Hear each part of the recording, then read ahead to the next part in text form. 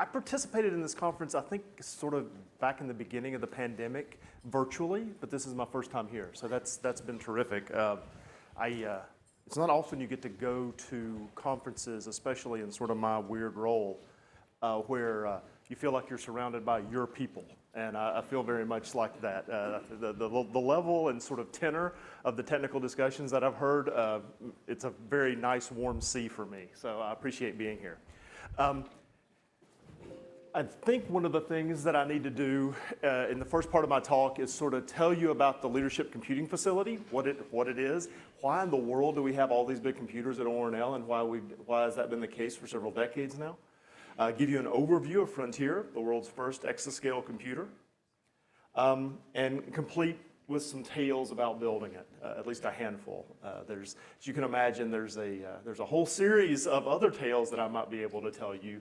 But unfortunately, I think I'll fly out before we can have beers, but we'll see what happens. And then, of course, one of my main focuses is what science will ultimately be done on the machine, right? It's one thing to build the world's largest supercomputer and then have it generate heat. It's quite another to use it for useful work.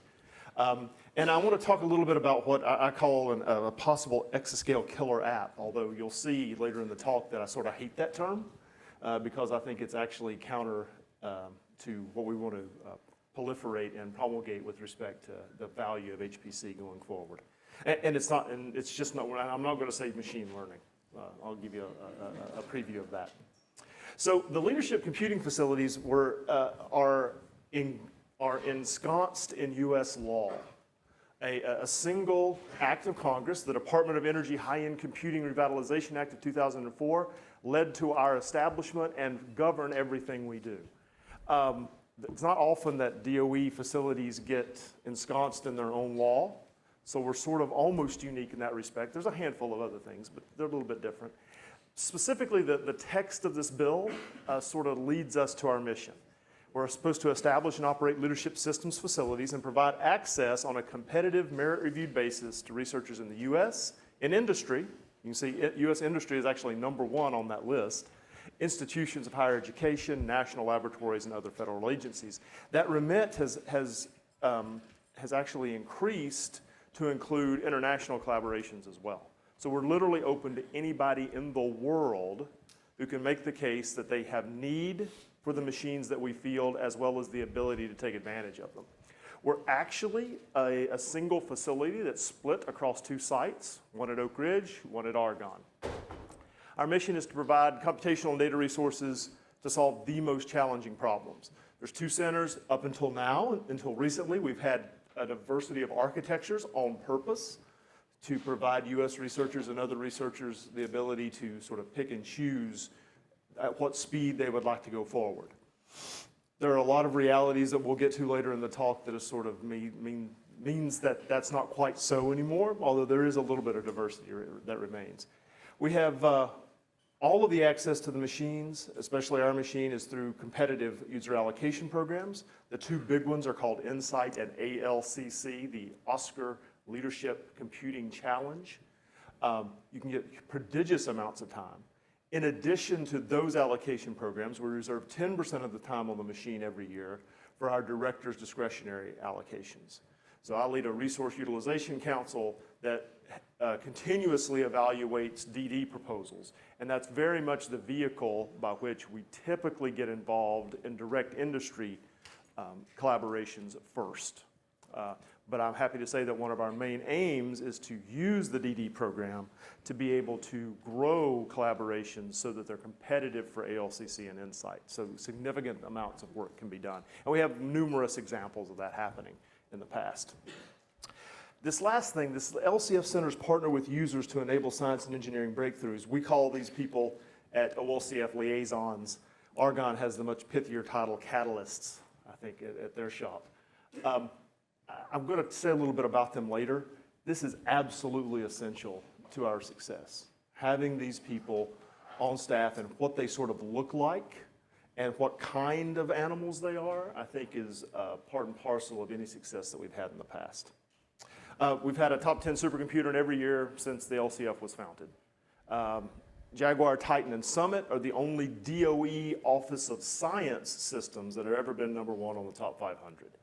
So we've housed the only DOE SC, or Office of Science, machines that have ever been on the top 500.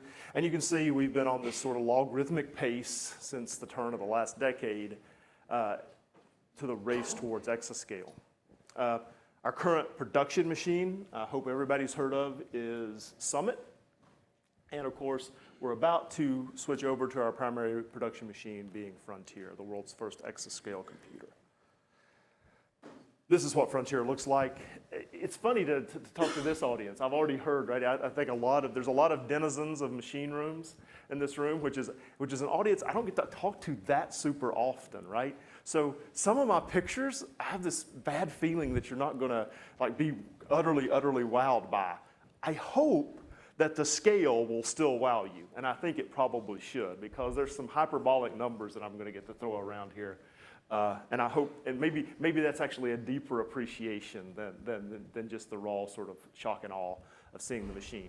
The thing, if you come into our data center, if you've ever been there before, for example, or other comparable data centers, the machines that we had before were shorter than Frontier, the cabinets. It's a little bit darker of a place. We've also raised the flooring, and I'll tell you a little bit about that as well a little bit later. So it's a little bit darker of a place, so we have a little more lighting on the front to sort of highlight the machine, just to give you a sense for what it looks like. Again, the peak speed of the machine is 2 exaflops. We ran it at full power all the time. It's split among 74 compute racks, which is something that we've sort of done that scale before. It's not a ton more. It does, at peak, have power consumption of 29 megawatts. So that's more than a single substation. It's easy if I'm in East Tennessee. There's a small suburb of Knoxville called Maryville, and Maryville's power consumption is roughly 29 megawatts. So I can immediately tell that audience, and they sort of get a feeling for what it is. There's 9,408 nodes, 9.2 petabytes total of memory, split evenly between high bandwidth memory and DDR4. The interconnect is Cray Slingshot with a Dragonfly topology. There's 37 petabytes of node local storage. We'll get to that in a second.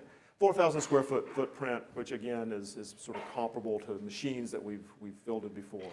It's this sort of double the number of nodes that we have in Summit, maybe somewhere between 4 and 8 times the number of network endpoints. It's bigger, but it's not, oh my God, bigger than what we've done before. There are some things that are, oh my God, bigger. These Olympus racks are ridiculous. They're 8,000 pounds. That's 2 F-150s. That's ridiculous. They're also, like I said earlier, they're tall. And they have power densities of 400 kilowatts. That's also sort of ridiculous.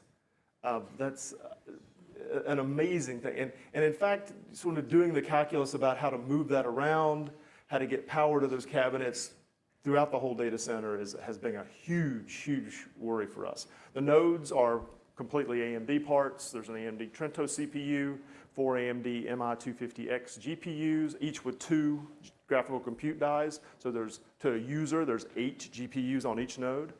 Again, evenly split memory between DDR4 and HBM on the node, and a 4 terabyte non-volatile memory drive on each node.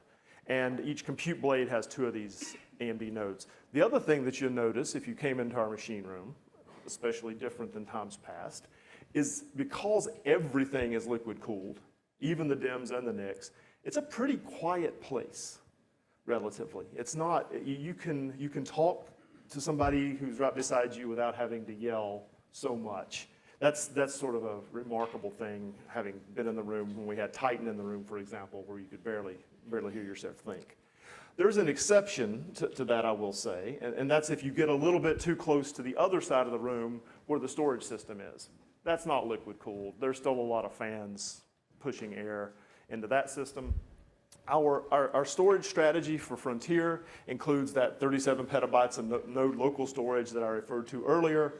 There's also an 11 petabyte performance tier that's all in VRAM kind of thing, and a 695 petabyte capacity tier backing that up. It's a Lustre file system with this sort of hierarchical makeup.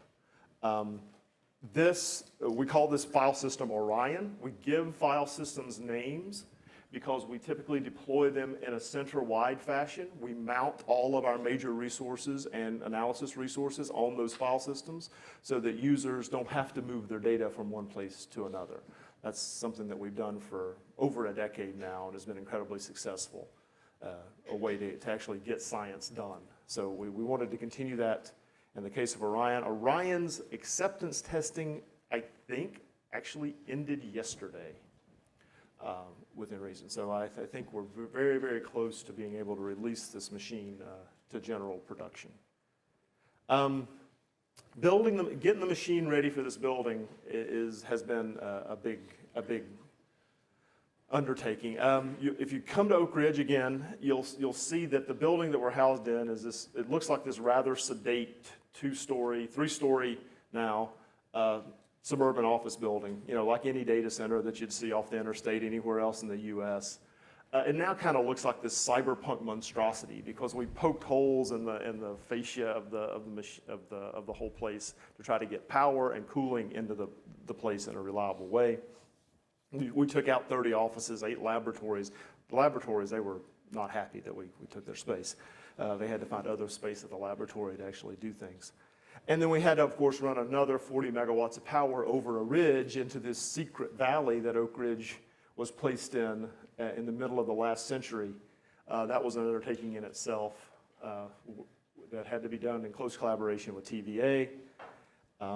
But we do have 40 megawatts coming into the whole complex now. To give you a hint, that's about twice as much power as going to the spallation neutron source, which is the other big scientific machine at Oak Ridge National Laboratory. And we had to gut our data center. And the main reason we had to gut our data center is those 8,000-pound cabinets. Our raised floor simply could not support the weight of those things. So the entire raised floor got ripped out. We had a lot more piping to go in below. The raised floor was raised some more and then reinforced to accommodate the weight of those huge Olympus cabinets. After all that work, I think we're very proud of the fact that the PUE of our data center is 1.03. And that's been the result of a lot of hard work over the past decade.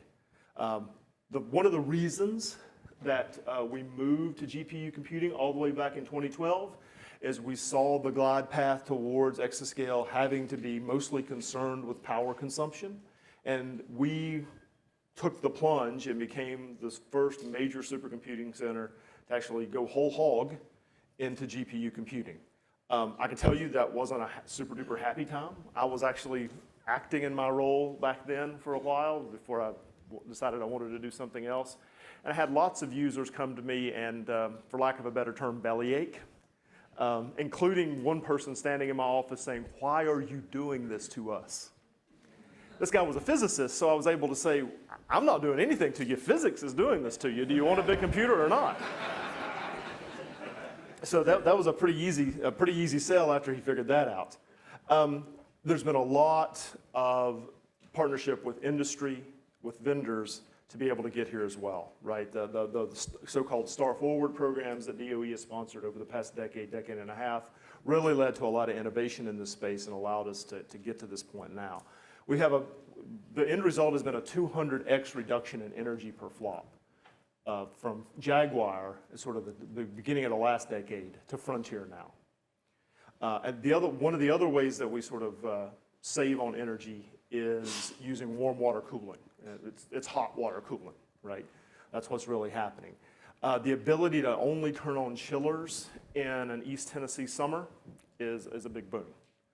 One of the reasons that we're one of the sites is we have abundant power from a variety of sources from the TVA in the Tennessee River Valley, but you also pay the price because the Tennessee River Valley tends to hold a hot air pretty effectively. It's not quite as hot as Houston, but July, it'll give it a run for its money. It gets nice and warm in East Tennessee.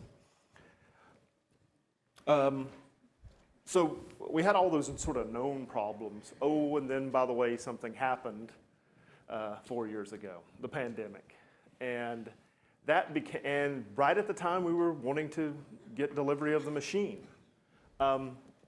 Right as we were trying to build the last cabinets, the vendor was trying to build the last cabinets, the suppliers on very prosaic parts reported to us that the lead time on orders would increase by a half year to a year. And it wasn't the AMD valuable parts, if you will. It wasn't even DIMMs or high bandwidth memory. It was much more prosaic things. It was things like voltage regulators, oscillators, power modules, even little brads to hold, guys who are sysadmins in here, I think you'll know the kind of thing I'm talking about. Little brads that hold the sleds for the node boards themselves. The ones that went in these cabinets were from a single manufacturer, and we couldn't get our hands on those. And if I remember correctly, they're a Dutch company, so they didn't really care about our ability to invoke the Defense Production Act either, so we were pretty much stuck.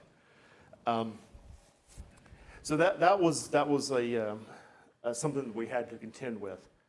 Nevertheless, the last cabinet was actually delivered into our data center on October 18th, 2021. This gives you a little bit of a view of what our data center now looks like. Frontier dominates, the file system's over here. There's a little system that small systems I'll talk about in just a second over here. But this is basically what it looks like. And again, 29 megawatts of maximum power going into that data center. So I think it's the kind of data center that everybody in here who lives in data centers is used to. It's just maybe times 4 is sort of the physical scale of things that are going on. Then we started doing what we could on the machine. We hooked it together, repairing hardware, updating software, taking care of things like infant mortality of parts, and we ran benchmarks like HPL at night, basically.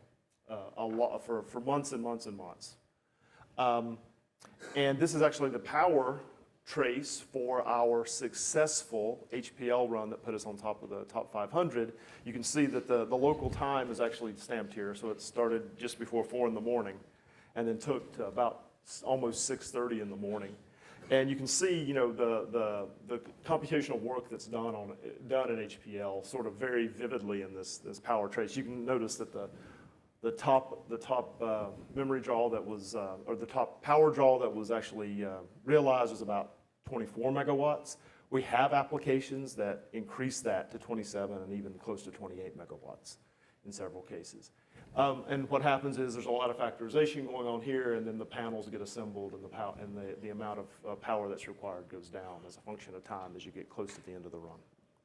So that was the 1.1 exaflop that we reported to top 500, and we're also pretty proud of the fact that we're number 2 on the green 500, achieving over 52 gigaflops per watt. But guess what? Our small test system is actually number 1 on the green 500. We actually got a little bit more, so we actually occupy first and second on that list. Let's talk about those cabinets for just a second. Those development systems that I showed you earlier on the slide that are up here in this back corner. They're called Crusher and Borg. Why in the heck do we peel off machines like that when we've delivered everything else at the same time? Well, we want to have a place where people can do useful scientific work and development work before we're able to release the machine to the general user population. I included this picture at the bottom to make it clear that we named the machine after Beverly and not Wesley. Because I think we would have gotten a lot of static if we had done that. And so this machine has been a real workhorse for our development teams that are spread across several different programs, some of which I'm going to tell you about in just a second, for a long time. It's by far the most capable one of these test and development machines that we've ever fielded. We've done this typically for the last decade and a half. We field these test and development systems for people to have early access. This machine's equivalent to 1.5 Titans. It's a rack and a half of Frontier hardware, and it's got a peak speed of 40 petaflops in that rack and a half. It's a prodigious machine to do development on. But of course, our users are going to brave for more, and that's fine. We have it available. the people who actually work on that machine, who are looking towards Frontier, I heard earlier in the conference, actually added this slide after I heard this, there was a talk of, as the workloads for a lot of oil and gas companies sort of grow to include other energy modalities, and there's a lot of new science going on in those places. There was a lot of talk about being multidisciplinary in your collaborations, about bringing people together whose domain expertise and technical expertise and computational and even infrastructure expertise are needed to solve a problem. Our SciComp, now called Science Engagement Group, was built exactly for this task from the time that the center was founded. It's made up of a bunch of what I'll call domain scientists, so PhDs in a bunch of various fields that we see typically represented on the computers. Computer scientists, we have only a handful, and they are of a certain bent. They are not going to publish in theoretical computer science journals. They're going to publish in other places. And well, people who don't fit anywhere else. A little bit of a land of misfit toys, except they're a great fit in this group. We do make divisions between this group and others because everybody likes to think that they have a home. So that's important. But we make the sides of the silos that we build as permeable as possible. We do lots of collaboration across groups and sections within the division and within the center to allow these things. And we externally drive collaboration with using these people and other collaborators all the time. We make it a requirement of their job. It is the primary metric by which they are measured for performance. It is one of the primary metrics that we are measured on by our sponsor, is how well and how deeply we collaborate and how impactful our collaboration is to a variety of projects that we have on the machine, as part of both production science and part of projects to build new machines like we just got through or about to end with Frontier. I make this pun all the time. I'm not going to apologize for it. I'm going to make it again here. Our primary vehicle for doing some of this collaboration when it comes to the project is CAR, the so-called Center for Accelerated Application Readiness that we first instantiated back when we installed Titan. It's just a way to make sure that we provide a nexus for people who are going to work on codes that are going to be important workloads on our new machine, a place to live. Dedicated collaboration with staff, support from all the rest of the division. We typically hire a postdoc for these projects. Might have a tenure of 2 to 3 years. We try to get them in early in the project life cycle so they can actually learn some development. But then in the last year, hopefully they're going to be able to generate some science because a postdoc's primary job is to get a job. We'd like them to have something in their pocket to be able to do that. And we give them pretty good sized allocations, in this case on Summit, on Crusher, and in various other places to make sure that they have a place to actually do this work. This is Frontier's CAR's instantiation of the list of applications we've been working on. You'll notice a handful of things, I think. It's C++, it's Fortran 90. There's less Fortran in this set than is actually represented in our workload. If we more closely represented our current workload on Summit and coming into Frontier, there'd probably be 1 or 2 more Fortran codes on this list. Nevertheless, most of the numerical techniques and a lot of other things that we want to test are well represented here. There's relatively few scientific libraries used. That's partially a function of our user population. Our user population is, again, picked through competitive peer review, and it tends to be associated with people who have internalized long ago the notion that there are 3 things that are important in supercomputing: speed, speed, and speed. And they also do not like having to rely on library writers to get them performance on the next machine. They want to be able to control that as much as they can. So their overlap between developers and users is very, very high. The algorithms, again, very, very typical of what we see. Everybody uses MPI. Everybody started with CUDA, almost, not quite. but a lot of people started with CUDA. A lot of these codes used HIP, now use HIP on the AMD hardware. We found that the HIPify script, which is, frankly, and I think this is a virtue and not a vice, is a glorified version of SED, that it goes through and changes CUDA calls to HIP calls. I think that's actually, like I say, it's a virtue, not a vice. We found that to be incredibly effective. And for a lot of these codes, the porting effort, not the tuning effort, but the porting effort was an afternoon and a half kind of thing using HIPify. It was very straightforward. One example of the successes we've had with the car projects are with this DFT code called LSMS. I won't go through all the things. You can see the scaling plot, showing good performance on the machine. It used CUDA, HIPified, ran it on the machine. Now, this is where this story of multidisciplinary collaboration comes together, and where the value is of having people who do more than one thing sitting in the same office. You can see this note where we remark that the scaling of these first principles calculations to order 100,000 to up to 1 million atoms for the first time using a DFT code. When people run DFT codes for materials studies, what they've typically done is thousands to tens of thousands of atoms at most. Because of that, because just like in other particle-based methods, you basically have to find out who all your neighbors are before you start out. So I'm an atom in this configuration. I need to figure out who all my neighbors are, and everybody needs to do that all at once. It turns out that in this code, like every other DFT code in existence, that was done in the most naive way possible, the most straightforward way possible.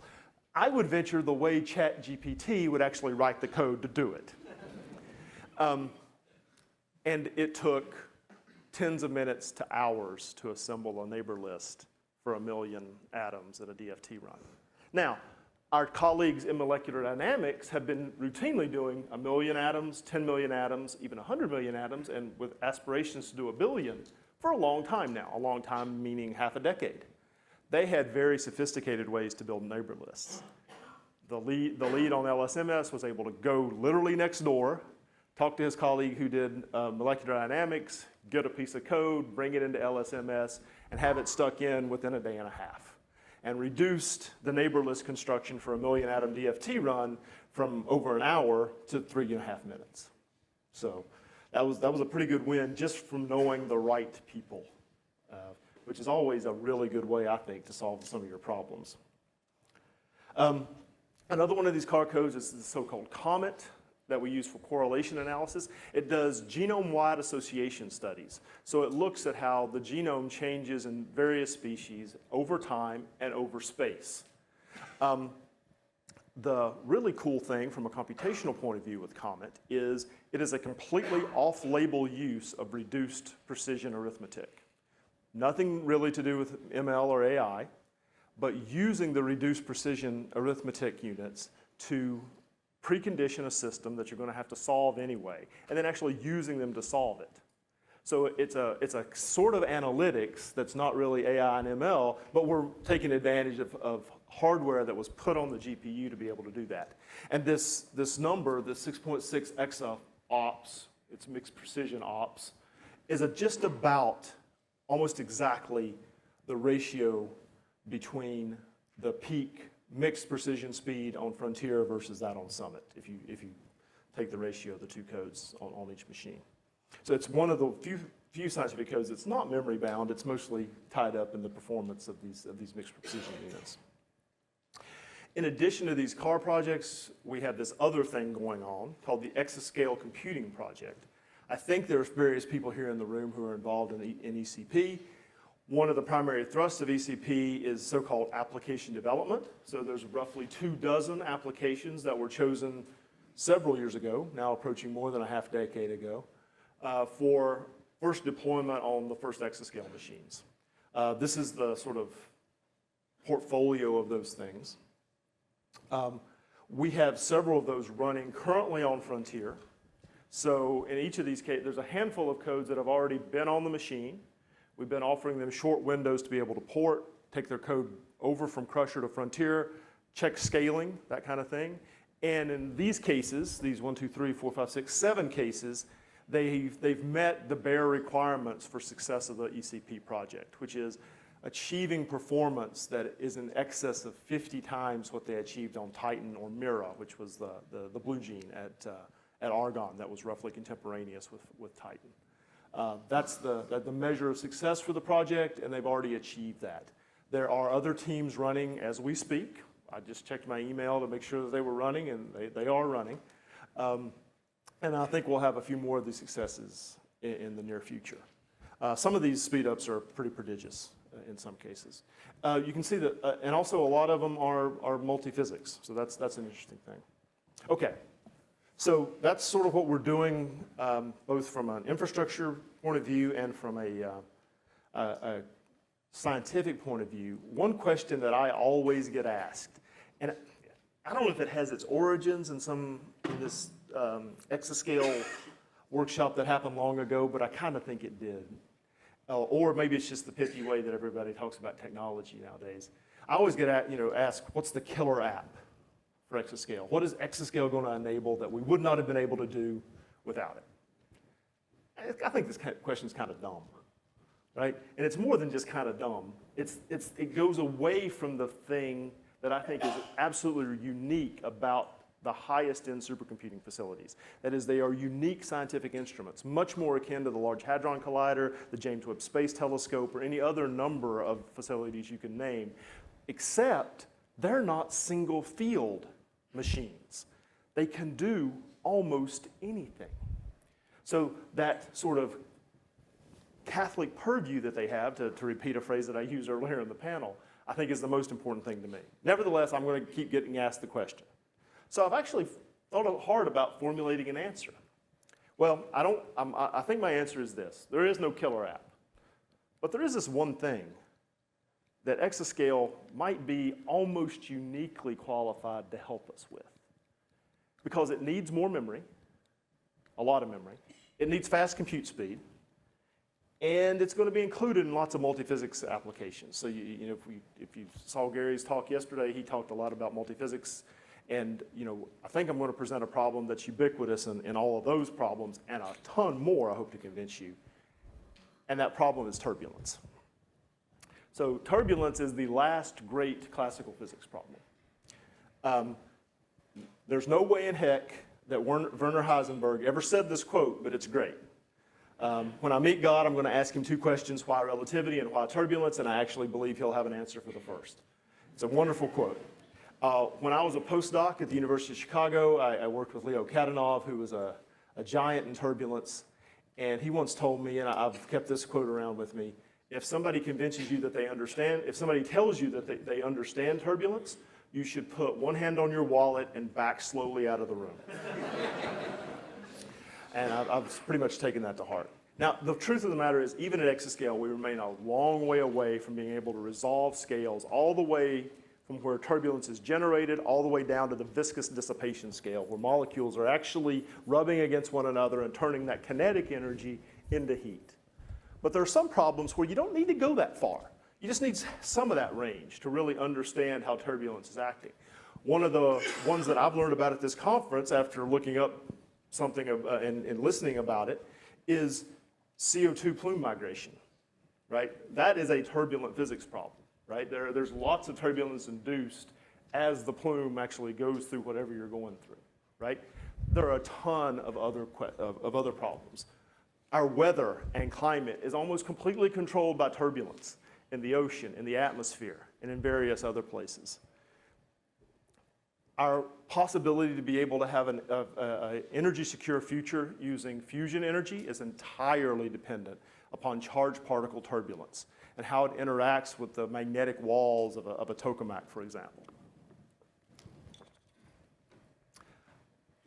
Lots of our industry partners are in aerodynamics. The efficiency of most engines, especially things like gas turbines, their efficiency and their ability to deliver thrust is completely dependent upon an understanding of turbulent fluid flow, reactive turbulent fluid flow.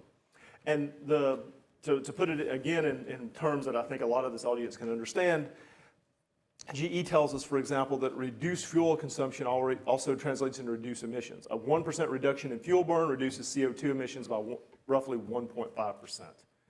You can also the savings that you would get from sort of order percent differences in efficiency translate into billions or tens of billions of dollars when it comes to consumption of fossil fuels or other fuels, whatever the fuel may be. Because my management believes in the notion that because I'm the director of science, I should still do some science. You guys are my captive audience, and I always have to put some astrophysics in the talk. But it has something to do with what I'm talking about. So type 1a supernovae are when white dwarfs blow up. A white dwarf is exactly what's going to happen to our own sun when it gets old. It'll sort of burn out, it'll blow a smoke ring into space, and it'll become a very small thing, something about the size of the Earth, but it'll be very, very dense. And it'll be held up through degeneracy pressure of electrons. Everybody remembers high school chemistry, spin up, spin down, spin up, spin down. If I have a box of electrons here, they would all fill up their energy states, going spin up, spin down and there's a pressure associated with that. That's what holds a white dwarf up. There's no nuclear physics going on anymore inside the white dwarf.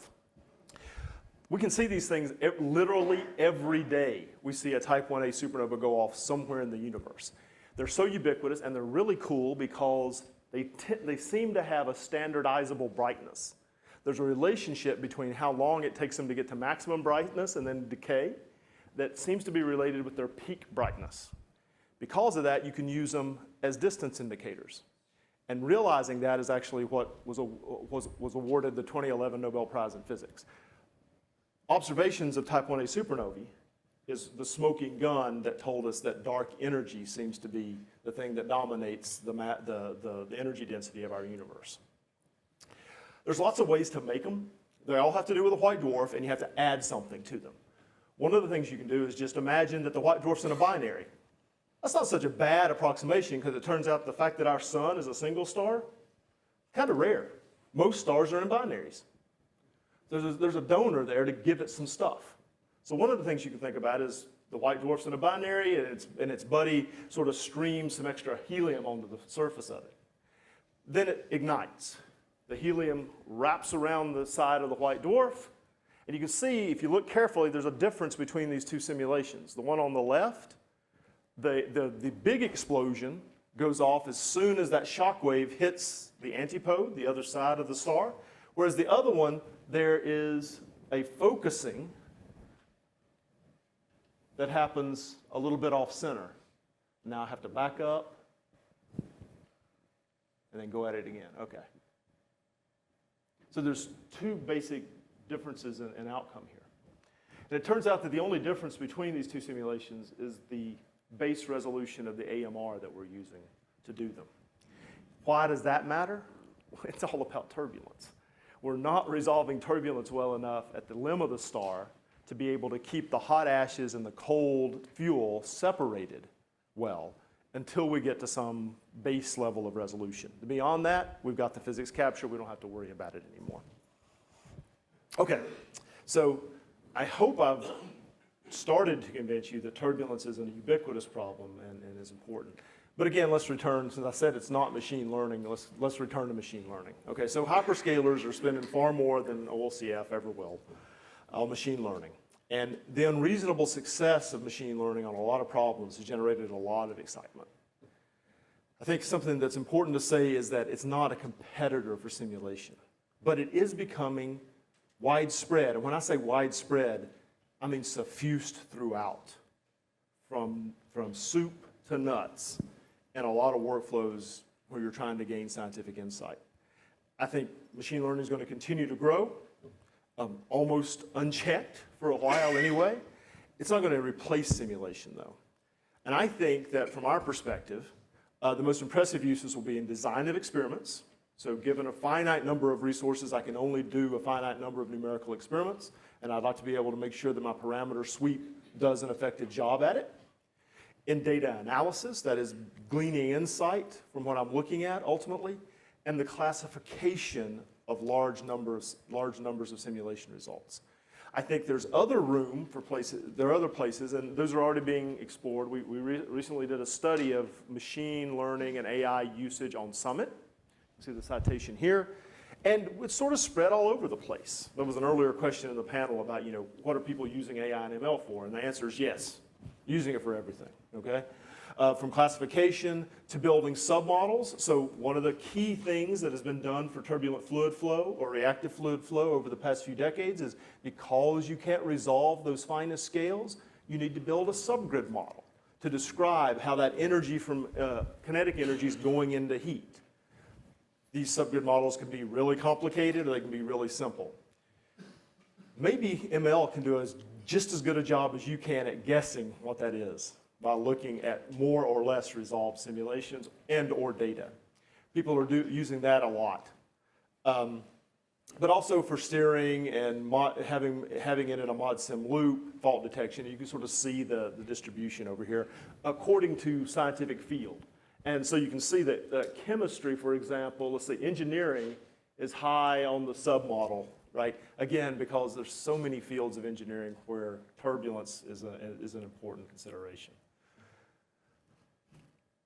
Okay, so my conclusions are just Building Frontier was an adventure, made all the more interesting by the pandemic. Again, I want to leave you with the notion that leadership scale supercomputers are unique scientific instruments. We have brethren in all of your installations who are just a little bit different. And I think Turbulence might be the closest thing to a killer app that exascale computing has. It's certainly going to be a field where the impact is going to be really, really high. And with that, I'd be happy to answer any questions that you have.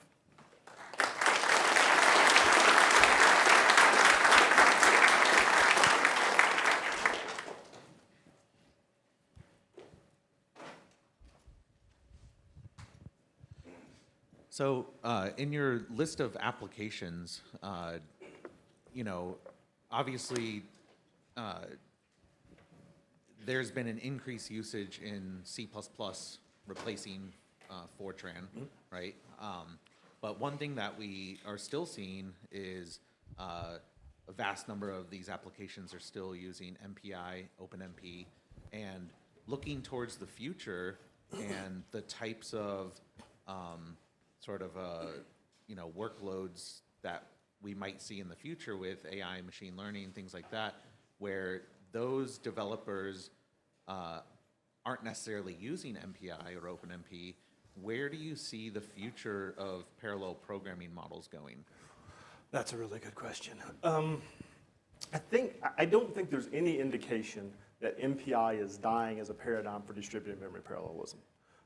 We've spent a lot of time, effort, and attention to make sure that it's performant. I think there are other models that have been tried in the past and have made significant inroads. Things like Charm++ or even Parallel C or something like that. I think that there's one reason for MPI's current hegemony. And that is because in the 90s, it became ubiquitous. Everybody could get it on their cluster.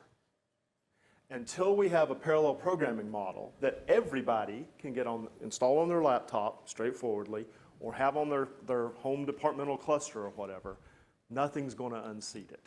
It's like when I tell people about our allocation programs, right? We have finite resources. We try to keep the number of projects to a minimum. So it's kind of like you're a wild animal at a pond in the savannah, right? If you want a place at that pond, you got to unseat somebody else. I think that that's what's going to happen, going to have to happen for MPI to be supplanted. And ubiquity is what does it. Thank you.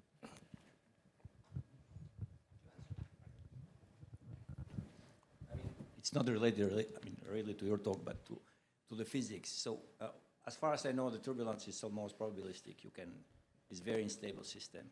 And I'm wondering if you can predict by calculation how far you are to predict if I run a numerical simulation of turbulence, how far I'm going to be to predict, let's say, a hurricane or something like that. Yeah, so the gold standard is you first have to establish if it's the kind of turbulence you think it is. Okay. And the most common type is called Kolmogorov turbulence. And Kolmogorov turbulence has this particular scaling law, the power that's in whatever size eddies you're talking about, cascades from the largest scales to the smallest scales with a certain exponent. The name of the game has always been trying to get as much of that plot, that inertial range between those biggest eddies and those smallest eddies, so that you can actually trace the power moving. For a lot of problems, for a lot of terrestrial problems, at exascale, you can actually get most of the inertial range. Not all the way down to the molecular dissipation scale, but enough that tells you your extrapolation down to that dissipation scale might be okay.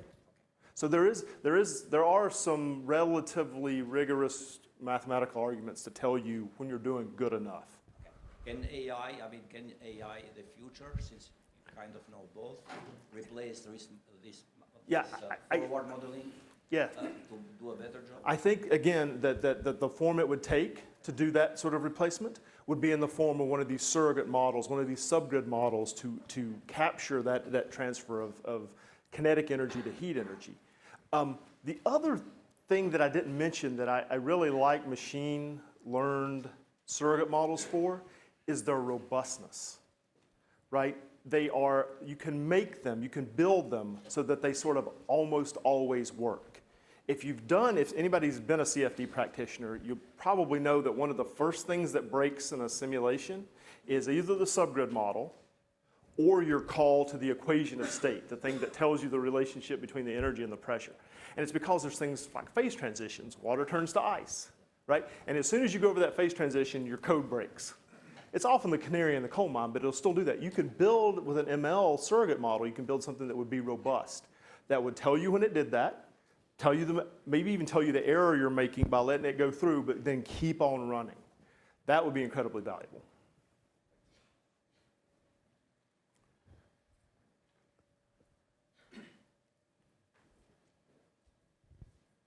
I can speak louder.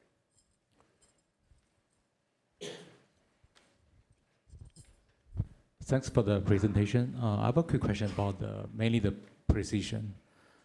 So we are expecting extra flops from the machines. We are building larger and larger machines. Do you think the double precision is pretty costly? Do you think if we use a mixed precision, lower precision, we can achieve more, or is efforts going that direction? Yeah, there's no way to get around the fact that our absolute universal use of double precision is pretty much unjustified, and it's pure laziness. I admit, I love to use the promotion flag like anybody does on a compiler. It's the greatest thing since sliced bread.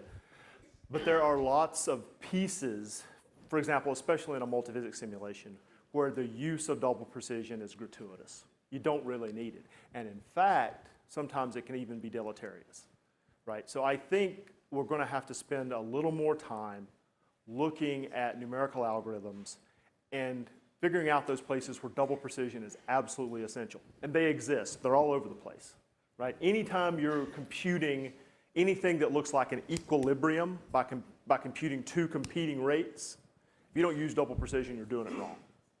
But there are steps to get, for example, computing those rates that you can do in a reduced precision format. All right, thank you, Dr. Messer.